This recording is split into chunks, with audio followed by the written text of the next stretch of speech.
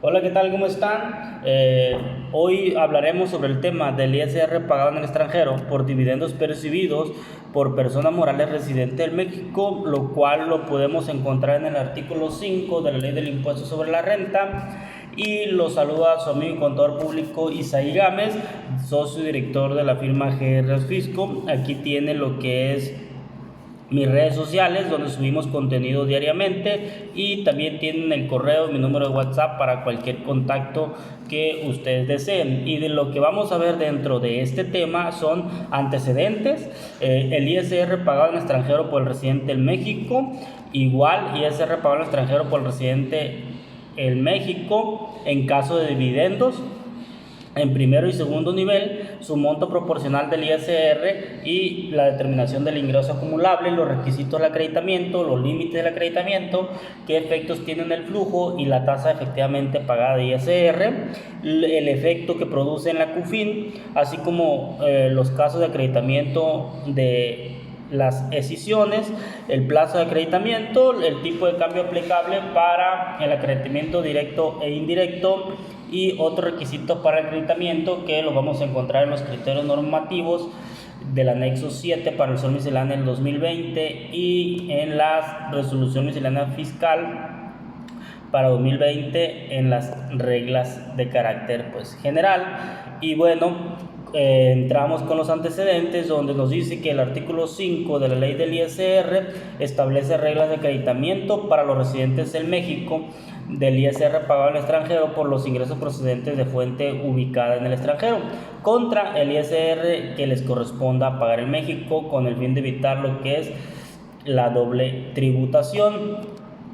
Este concepto dice que se incluyó por primera vez en 1981 en el artículo 6, estableciendo que el impuesto acreditable en ningún caso podría exceder el impuesto que proporcionalmente correspondía a los ingresos respecto al impuesto que deba pagar en México. Esto, sin embargo, en el caso de los dividendos, la redacción del artículo fue cambiando durante los años hasta llegar a complicarla de tal manera que el procedimiento establecía que el acreditamiento podría ser superior a la tasa del ISR en México, algo que al SAT obviamente no estaba de acuerdo. Pero con la reforma fiscal del 2014, o sea, la nueva ley del ISR, se modifica la mecánica de aplicación de esta disposición y pues solo permite acreditar en México el ISR pagado en el extranjero hasta por la tasa del impuesto en México. Y obviamente un país soberano pues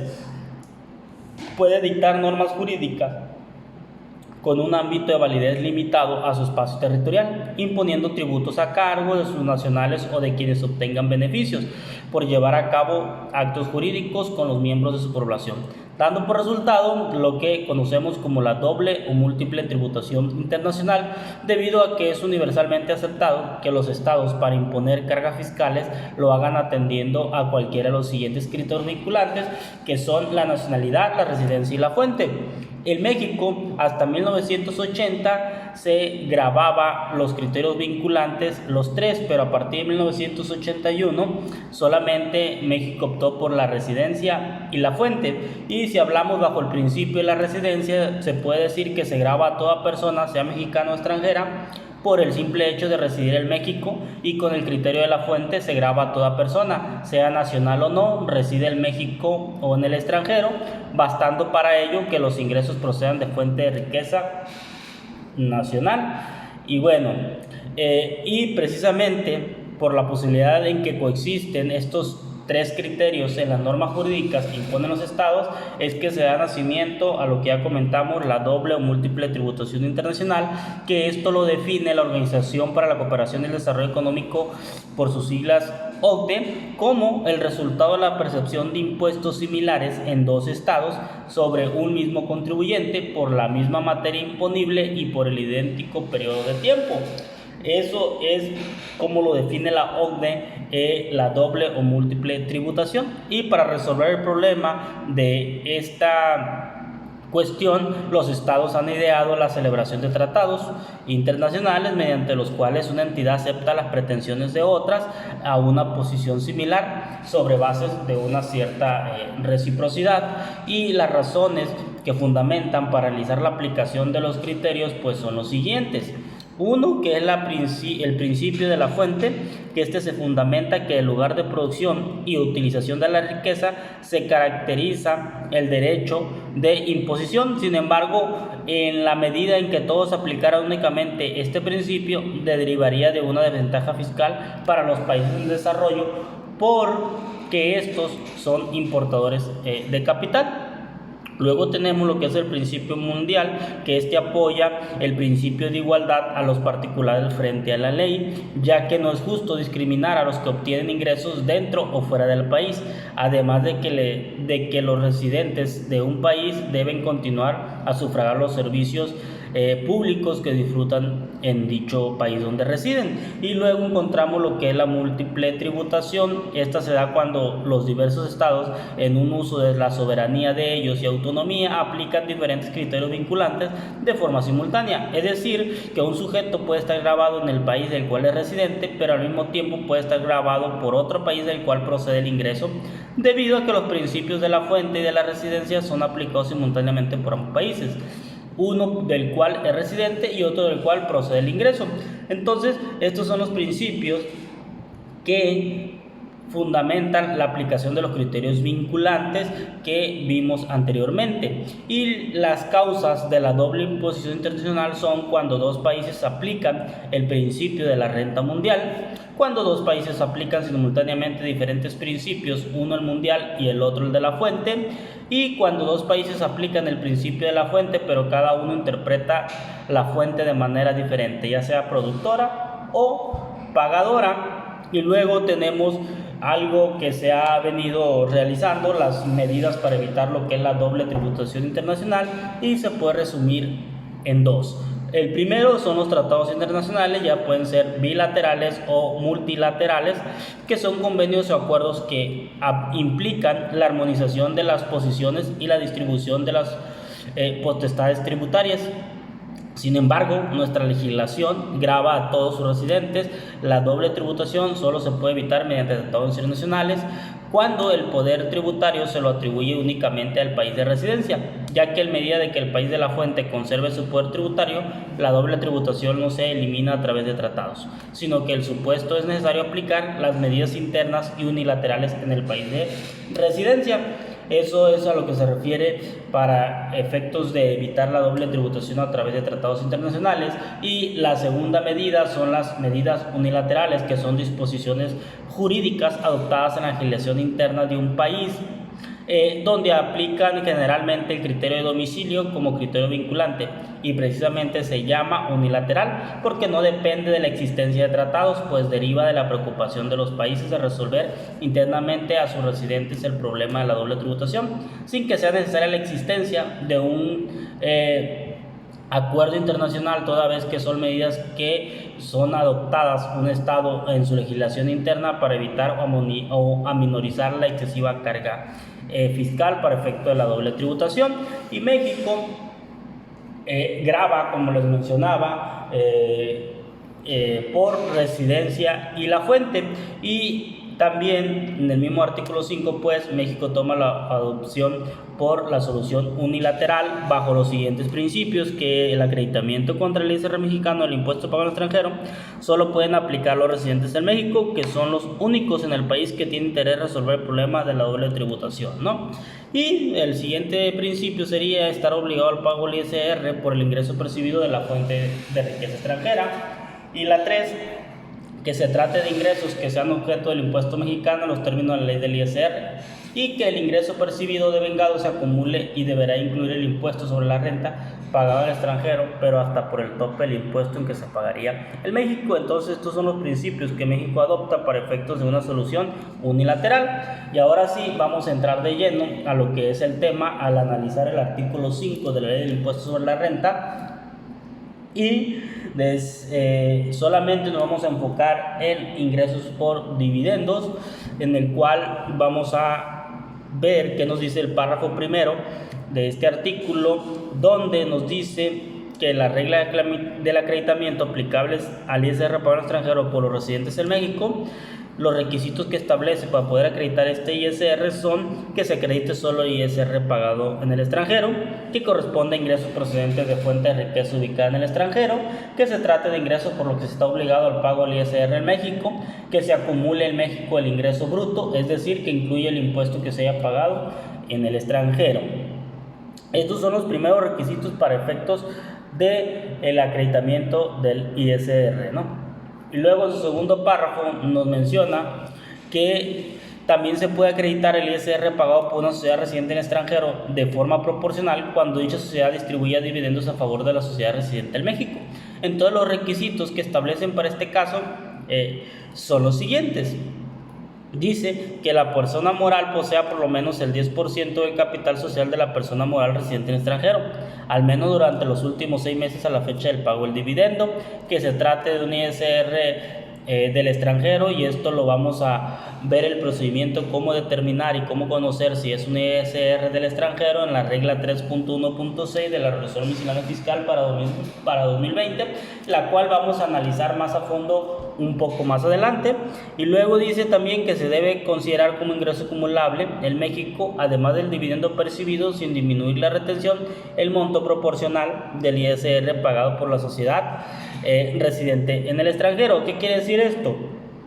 Yo, persona moral residente en México, recibo un ingreso por distribución de dividendos de una residente en el extranjero, entonces yo estoy obligado a acumular ingreso sobre el dividendo, y a eso le sumo lo que es la retención que me efectuaron por la distribución, pero aunado a eso tengo la posibilidad de acreditarme un ISR proporcional pagado por el residente extranjero a efectos de la distribución del dividendo. Entonces, para poder determinar lo que es el monto proporcional que yo me tengo que acreditar, tenemos que ver lo que dice el párrafo tercero.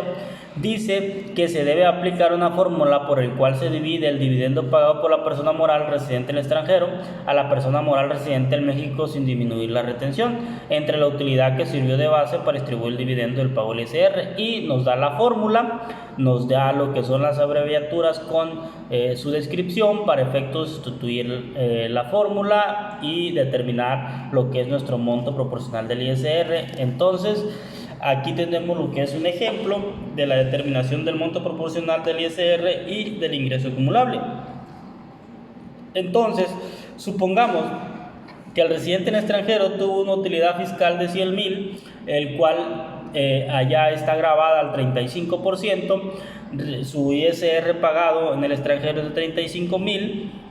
tiene una utilidad fiscal base de 65,000, de los cuales distribuye 39,000 de dividendo. ¿Ok? Entonces, ya teniendo estos datos, pasamos a lo que es la sustitución de la fórmula. Y para poder determinar el factor que será el que se le aplica al impuesto corporativo pagado al extranjero, decimos que el dividendo distribuido percibido en la persona moral residente en México entre la utilidad fiscal base de la persona residente en el extranjero me va a dar el factor de 0.60. A eso lo voy a multiplicar por el impuesto corporativo, que son los 35,000, y esta fórmula me determina que mi monto proporcional del impuesto corporativo pagado en el extranjero, que yo tengo derecho a acreditarme, es de 21,000. A eso, yo teniendo esta información ya puedo determinar lo que es mi ingreso acumulable, lo cual al dividendo distribuido de los 39,000 le sumo mi monto proporcional del impuesto pagado en el extranjero al que yo tengo derecho de acreditarme aquí en México, y me va a dar un ingreso acumulable de 60,000. De esta manera podemos determinar lo que es el monto proporcional del ISR y el ingreso acumulable para efectos fiscales en México. Luego pasamos a lo que es el cuarto párrafo, donde nos menciona el ISR pagado por el residente en extranjero en segundo nivel. Y en el cuarto párrafo nos establece la posibilidad de acreditar el ISR pagado en el extranjero cuando una sociedad residente en el extranjero distribuye dividendos a otra sociedad residente en el extranjero, si esta última a su vez distribuye dichos dividendos a la persona residente en México. Y también aquí, dependiendo del caso, pues tenemos que revisar la regla 3.1.5, donde nos habla sobre las excepciones a la aplicación de la acreditación de la doble tributación jurídica por pagos entre partes relacionadas. Esta regla también la vamos a analizar un poco más adelante. Entonces, refiriéndonos al párrafo cuarto, dice que el monto proporcional del ISR pagado en un segundo nivel corporativo se obtendrá en la aplicación de una fórmula, la cual determinará dos factores en que se debe aplicar el impuesto corporativo de segundo nivel. Entonces, ¿qué quiere decir esto? Que yo también puedo acreditarme lo que es el ISR pagado por dividendos a un segundo nivel de los residentes en el extranjero, y para esto tengo que determinar dos factores, y esto los voy a obtener de dividir el dividendo de la sociedad residente en el extranjero de segundo nivel distribuye a la sociedad extranjera de primer nivel corporativo entre la utilidad que sirvió base para distribuir el dividendo. Me da mi fórmula para determinar lo que es el ISR proporcional corporativo que yo tengo derecho a acreditarme, y el cual también me dice lo que son la descripción de las abreviaturas para efecto de la sustitución de la fórmula. Y en el quinto párrafo me va a establecer los requisitos para acreditar el ISR pagado en un segundo nivel, y me dice que la sociedad residente en el extranjero que haya pagado el ISR que se pretende acreditar se encuentre en un segundo nivel corporativo, que la persona moral residente en México tenga una participación directa de cuando menos un 10% en el capital social de la sociedad residente en el extranjero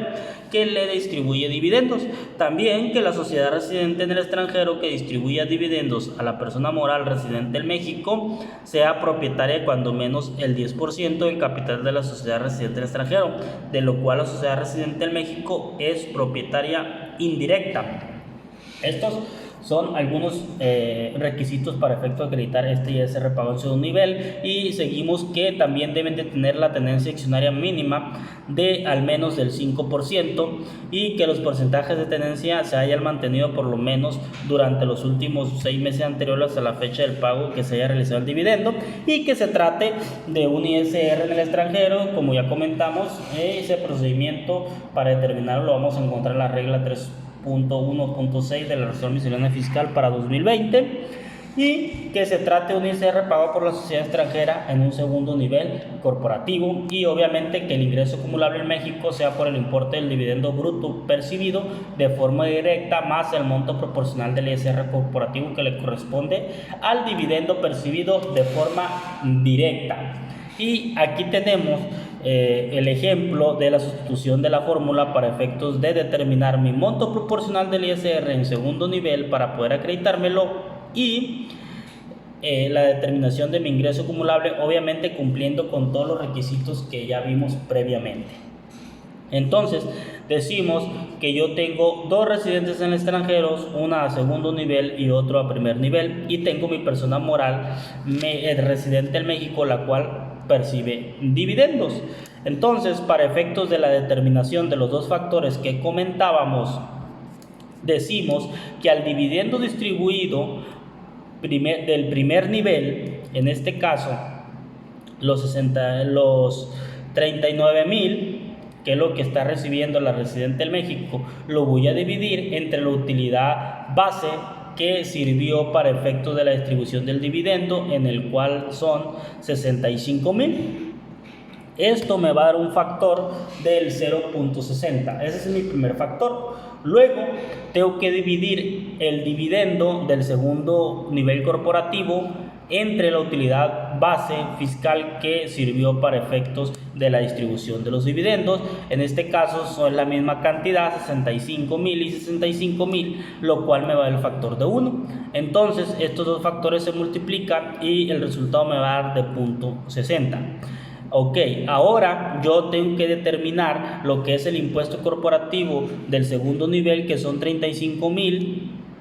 A esos 35,000 yo le aplico mi factor, que es el 0.60, y me dice que mi monto proporcional del impuesto del segundo nivel al que yo tengo derecho a acreditarme es por 21,000, y el ingreso acumulable al que yo tengo que declarar deberá ser los 39,000 de mi dividendo percibido por parte del segundo nivel, más lo que es mi monto proporcional del impuesto de la renta acreditable en segundo nivel de 21,000, lo cual me da un resultado de un ingreso acumulable en México de 60,000. Entonces, espero les haya quedado claro sobre esta sustitución de la fórmula y cómo podemos determinar lo que es el monto proporcional del ISR en un segundo nivel para efectos de poder acreditárnoslos aquí en México. Y bueno, vamos a empezar a ver lo que es el límite del ISR acreditable para efectos de las personas morales, y de acuerdo al sexto párrafo establece que el monto del ISR acreditable que se refiere al primer párrafo no debe exceder la cantidad que resulte aplicar la tasa del ISR corporativo a la utilidad de fuente ubicada en el extranjero, y para ello es necesario conocer y determinar cómo se realiza esta utilidad, a la cual le tenemos que disminuir a los ingresos provenientes de fuente ubicada en el extranjero las deducciones también provenientes de dicha fuente, y obviamente aplicando el 100% para aquellas deducciones que sean exclusivamente relacionadas con ingresos de fuente ubicada en el extranjero, aplicando el 0% para deducciones de fuente mexicana, y cuando las deducciones sean parcialmente atribuibles a los ingresos de fuente ubicada en el extranjero y parcialmente a ingresos de fuente ubicada en México, pues se calculará en proporción para determinar cuánto representan los ingresos de la fuente de riqueza ubicada en el extranjero de los ingresos totales, y dicha proporción se aplicará a las deducciones que sean parcialmente atribuidas a ambos de la fuente. ¿Qué quiere decir esto? Que yo tengo que determinar cuánto le corresponde de deducciones a cada tipo de ingreso nacional y extranjero, y si no puedo definir lo que es correctamente y tenerlos identificados, pues tengo que recurrir a lo que es la proporción de acuerdo a los ingresos. Entonces quiere decir que si yo tengo 1,000,000 de ingresos y 900,000 son extranjeros y 100,000 son mexicanos, pues quiere decir que el 90% de mis deducciones van a ser aplicables para los ingresos en el extranjero y el 10% para los ingresos provenientes de fuente de riqueza mexicana, ¿no? Luego les voy a hacer lo que es un ejemplo de cómo se determina esa proporción, y obviamente tenemos que determinar lo que es el ISR acreditable que mencionaba el párrafo anterior, después de conocer lo que es mi utilidad fuente extranjera, a la cual yo le tengo que aplicar la tasa del 30% y me va a dar el resultado del límite del ISR acreditable. En este ejemplo estamos obteniendo solamente ingresos por dividendos, a lo cual a mi dividendo bruto yo le tengo que aplicar lo que es mi tasa corporativa máxima para personas morales aquí en México del 30%, de acuerdo al artículo 9 de la ley del impuesto sobre la renta, y me dice que son 11,700 mi límite acreditable. Y también tengo que determinar lo que es mi impuesto retenido acreditable. De los 39,000 le aplico el 10% que me realizó la retención la empresa residente en el extranjero de 10%, y me da un importe de 3,900, lo cual me encuentro dentro del límite de los 11,700. Y luego, pues tratándose de estas personas morales, el acreditamiento se calcula por cada país o territorio que se trate, por lo que a partir ahora del 2014 pues ya no se permite mezclar ingresos sujetos a impuestos altos con ingresos sujetos a impuestos bajos, excepto que provengan del mismo país. ¿Qué quiere decir esto? Que si yo tengo ingresos por residente en el extranjero de 7, 8, 10 países, o 1 o 2, pues tengo que realizar este cálculo país por país, ¿no? Y tenerlo identificado. Y también hay que analizar el criterio del SAT 5 ISRN, donde nos habla sobre el orden en que se efectúa el acreditamiento del ISR pagado en el extranjero. Ok, analizando el párrafo sexto, pues pasamos al párrafo séptimo, donde señala que adicionalmente, tratándose de personas morales, la suma de los montos proporcionales que se tiene derecho a acreditar conforme al segundo y cuarto párrafo no pueden exceder del límite de acreditamiento, el cual se determina sumando los montos proporcionales del impuesto corporativo de primero y segundo nivel por el dividendo distribuido a la persona moral residente en México. Entonces todo esto se multiplica por la tasa del ISR corporativa y al resultado se le resta el ISR acreditable directo, en este caso que es la retención.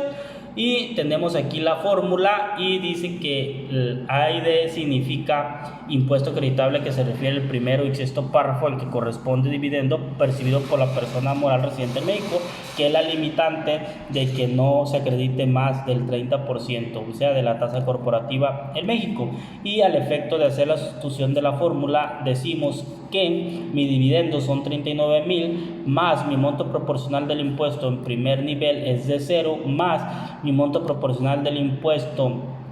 proporcional pagado en extranjero en segundo nivel es de 21,000. Eso me va a dar un total de 60,000, a lo cual yo le tengo que aplicar mi tasa del 30% para sacar lo que es mi límite acreditable de acuerdo al séptimo párrafo, y me dice que es el 30%, 18,000, a los cuales yo le tengo que restar 3,900 del párrafo primero y sexto de la retención de los límites de acreditamiento, y me va a dar un total de 14,100 de acuerdo al séptimo párrafo. Y entonces puedo decir que mi ISR acreditable límite son de 18,000 y no me puedo pasar de ahí, aunque haya pagado más, pues pasaríamos a lo que son ISR no deducible para efectos de acreditamiento en México. Y aquí tenemos lo que es el ejemplo de la afectación en el flujo y la tasa de ISR efectivamente pagada en el extranjero. Y me dice que a mi dividendo percibido le voy a sumar lo que es mi ISR pagado en el extranjero proporcional que ya determiné, y eso me va a dar un ingreso acumulable de 60,000. Esto obviamente ya son datos concentrados de acuerdo a todo lo que hemos desarrollado anteriormente. A esos 60,000 pues yo le voy a aplicar lo que es mi tasa corporativa mexicana máxima del 30%, y me dice que tengo un impuesto de 18,000, a lo cual yo le tengo que restar lo que son el ISR proporcional pagado en el extranjero, pero tengo una limitante. Recordemos que lo acabamos de determinar en la lámina anterior y me dice que mi limitante es 18,000. Entonces, si yo tengo un impuesto cargo de 18 menos los 18,000 del impuesto pagado proporcional en extranjero, pues me va a dar un impuesto a cargo en 0. Y para yo poder determinar lo que es mi dividendo neto percibido, pues al dividendo percibido bruto le resto lo que es la retención del ISR en extranjero por la distribución de los dividendos del 10%, me va a dar un total del dividendo percibido neto de 35,100. Y para yo determinar cuál es mi ISR no acreditable, no deducible, por el cual yo pagué más de lo que la ley mexicana me permite acreditar, pues debemos de poner el ISR pagado en extranjero, tanto del primero y segundo nivel. A eso le vamos a sumar lo que son, si tuve una retención también, en este caso sumo los 21,000 que es el ISR proporcional pagado en el extranjero, más los 3,900 de la retención del 10% por la distribución, y me da un total de 24,900. A eso yo le tengo que restar lo que es el límite del ISR acreditable que puedo realizar en México, proporciona acreditable en México, y me va a dar una diferencia de 6,900, a lo cual le llamamos como un ISR no acreditable o no deducible. Y para sacar lo que es la tasa ISR efectiva, decimos que a mi utilidad en el extranjero, en este caso la suma de los 39,000 más los 21, que es mi ingreso acumulado en México, le voy a dividir lo que es mi ISR pagado en el extranjero total de 24,900. Al hacer la división y la multiplicación por 100 de aplicación de la regla de 3, me dice que mi tasa efectivamente pagada es de 41,5%, a lo cual no pude acreditarme un 11,5 en México, ya que mi tasa corporativa mexicana es del 30%. Ok, entonces una vez analizado qué pasa con los ingresos percibidos por dividendos de las personas morales residentes en México de fuente extranjera y haber realizado la determinación de proporcionales de los impuestos, las limitantes y todo lo que conlleva, entonces al tener este tipo de ingreso debemos de ver el efecto en la CUFIN, donde el artículo 77, cuarto párrafo de la ley del ISR nos dice que cuando en el ejercicio se calcule la UFIN, o sea la utilidad fiscal neta, la persona moral tenga la obligación de acumular los montos proporcionales del ISR pagado en el extranjero conforme a los párrafos segundos y cuartos del artículo quinto, donde nos habla sobre el tratamiento de dividendos. Este debe de disminuir de la utilidad fiscal neta el monto que resulte aplicar la siguiente fórmula. Entonces aquí nos da lo que es nuestra fórmula y sus descripciones para efecto de la sustitución, en el cual haremos el siguiente ejercicio. Entonces, al momento yo sustituir la fórmula que anteriormente vimos, es de la siguiente manera: a mi dividendo distribuido bruto, que son 39,000, le tengo que sumar mi monto proporcional del impuesto corporativo pagado en el extranjero al primer nivel y al segundo nivel, lo cual me va a dar un subtotal de un ingreso acumulable de 60,000. A eso yo le tengo que restar el dividendo neto de retención, que son los 35,100, y también le tengo que restar lo que son los impuestos acreditables hasta el tope aquí en México, que son los 18,000. Entonces la diferencia de los 60,000 menos los 35,100 menos los 18,000 quiere decir que yo tengo un monto a restar del UFIN del ejercicio de 6,900, a lo cual también llamamos como un ISR no deducible. Y en el caso de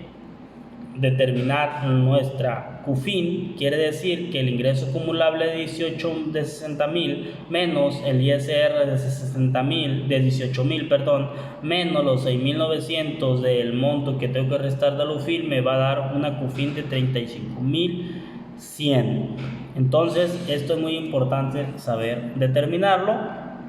Y bueno, pasamos a lo que son los requisitos del acreditamiento, y el octavo párrafo establece que tratando de escisión de sociedades, al derecho al acreditamiento que le corresponde exclusivamente a la sociedad escindente, y si ésta desaparece, entonces dicho acreditamiento se debe dividir en función del capital social que le corresponde a las sociedades. Recordemos que cuando hablamos de escisión, esta consiste en la división de la sociedad en dos o más sociedades, ya sean para nuevas o preexistan, y a lo cual estas sociedades que se escinden separan o dividen sus activos, pasivos y de capital, esto para conformar un conjunto de dos o más sociedades, etcétera. Pero ese es otro tema. Eso solamente como para que se relacione y lo tengan en cuenta a qué se refiere el octavo párrafo. En el párrafo noveno nos dice décimo y décimo primero, establecen las reglas relacionadas con el monto máximo acreditable para personas físicas, así como regla especial para aquellas personas que están sujetas al pago del impuesto sobre la renta en el extranjero, su nacionalidad o ciudadanía. Ahorita nos estamos enfocando solamente a personas morales. Luego les voy a hacer uno enfocado solo a personas físicas. Los plazos de acreditamiento en el párrafo 12º establece que el ISR acreditable no puede aplicarse su acreditamiento, se podrá efectuar en los 10 ejercicios siguientes hasta lograrlo, para lo cual se aplicará en lo conducente las disposiciones de las pérdidas fiscales. Por ejemplo, tenemos que realizar lo que es el procedimiento de actualización. Y en el párrafo 13º establece que la parte del ISR pagado en el extranjero que no se puede acreditar, pues no será deducible, y esta limitante puede ser entendible, pues porque desde el punto de vista política tributaria ponen de ventaja a los residentes en México respecto a sus competidores extranjeros, los que en dichas condiciones permite su deducción fiscal, como es el caso de los Estados Unidos, pues el impuesto pagado al extranjero no es acreditable. Representa un costo o gasto indispensable, obviamente, para la obtención de los ingresos y del dividendo, porque si no me distribuyen dividendo, pues yo no voy a tener lo que es ese gasto o costo. Y los tipos de cambio del acreditamiento pues puede ser indirecto o directo, y el párrafo 14º establece que para determinar el monto del ISR pagado al extranjero puede acreditarse en los términos del segundo y cuarto párrafo, en este caso indirecto. Se deberá efectuar la conversión al último tipo de cambio publicado en el Diario Oficial de la Federación con anterioridad al último día del ejercicio al que corresponde la utilidad con cargo a la cual se paga el dividendo percibido por el residente en México. Y cuando es un acreditamiento directo, la conversión cambiaria se efectúa considerando el promedio mensual de los tipos de cambio del diario publicado en el Diario Oficial de la Federación en el mes en que se paga el ISR en el extranjero mediante las retenciones o entero. Y los requisitos de acreditamiento, de acuerdo al párrafo 15º, establece que los contribuyentes que han pagado el ISR en el extranjero por un monto que no exceda lo previsto en un tratado para evitar la tributación, puede acreditarse el excedente en los términos de la exposición en comento, que una vez que se hayan agotado el procedimiento de resolución controversia en los tratados para evitar la doble imposición, se establece el procedimiento amistoso, por lo cual las autoridades fiscales tratan de evitar que haya una doble imposición. Y ahí tenemos que analizar el criterio del SAT en el anexo 7, el criterio número 6 ISRN, en el cual ahorita lo vamos a ver adelante. Luego dice que el párrafo 16º establece que no se tiene derecho al acreditamiento pagado en el extranjero cuando su retención o pago esté condicionado a su acreditamiento en México. Y el párrafo 17º señala que los contribuyentes deben de contar con documentación comprobatoria que a efectos del pago del ISR en el extranjero, de todos los casos cuando se trate o de ser retenido en países que el México tenga un acuerdo amplio de intercambio de información, bastará con la constancia de retención. ¿Qué quiere decir esto? Que si México no tiene un acuerdo de información amplia con el país por el cual yo estoy recibiendo el ingreso, pues debo de tener toda la información comprobatoria de dónde proviene el ingreso y cómo lo puedo justificar para efecto de demostrar ante cualquier evento. ¿Ok?